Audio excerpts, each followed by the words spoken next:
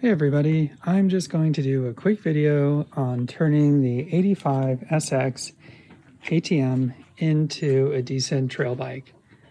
Now, we picked up this 2014 model about a year ago, and my son, who is now 14, has been riding it. We only do trail riding, and I wanted to see if we can turn this into a decent trail bike.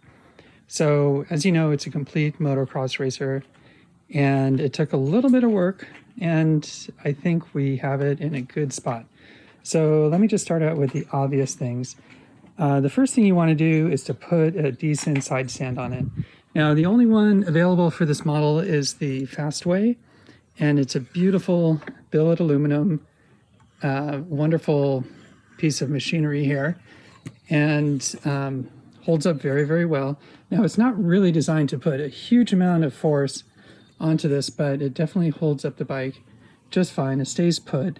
So it just simply bolts on with 2 bolts here, and there's a small piece, a machine metal piece, it's kind of hard to see here, that holds it into the frame, nice and secure.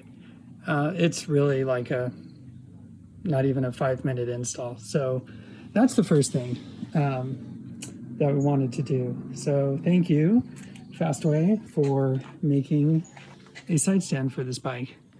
Now, the other thing that you'll need to do is to get a spark arrestor on it, because most of the riding areas require a spark arrestor. FMF makes this beautiful turbine too, and it's a little bit quieter than stock, not a whole lot, but still it's an 85cc engine, so it's not going to make that much noise in the first place. We paired that with a FMF fatty expansion pipe, and this one's fine. It's a bit sturdier than the stock one, and it holds up really well. It produces a little more bottom end power, which is definitely welcome on this bike because it is very, very top end. The suspension stock just took a little bit of tuning, and we were able to get it pretty close to about good trail spring and dampening for a 80 to 85 pound kid. Then we went to put some hand guards on it. Now, luckily, it uses standard 1 1/8 handlebars, so we just picked up a pair from Rocky Mountain ATV. They make a nice, affordable pair of hand guards that work pretty well.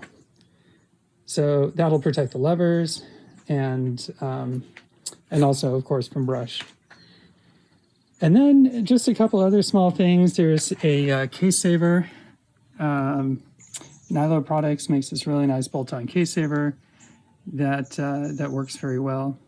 Another thing that was added, you can't really see it too well, is an adjustable recluse clutch slave cylinder. Now this one is kind of a nice to have. It lets you get the clutch almost exactly where you need it with an additional layer of adjustability. On the car, we have a idle adjuster, an external idle adjuster that makes it a little bit easier. And it just uses the stock air screw there. So the stock jetting was pretty close. We richened it up a little bit just to take a little bit of the edge off, but it's not fouling plugs or anything like that. A couple other things that we did that really help. So one of them is to add a weighted flywheel. So just inside here, we have a stealthy flywheel that adds some weight. And what that does is add some more rotational weight to really when you're kind of idling or shifting or climbing up hills, that keeps the engine running longer and prevents flame outs. So it's definitely noticeable. It doesn't affect the power delivery that I can tell, and it doesn't really adjust the power band, but it is definitely noticeable. It makes it much, much easier because these things are so sensitive, set up for racing. And finally, we have these air release valves that are just good practice to add to the forks. Also helpful is to put a thinner synthetic oil in the clutch, in the crankcase, And in this case, we're running a Rotella synthetic 5W40. And what that does is it gets it working at a lower temperature, so you don't have to heat the bike up as much to prevent the notorious clutch drag that all of these bikes suffer from. So that was a big help.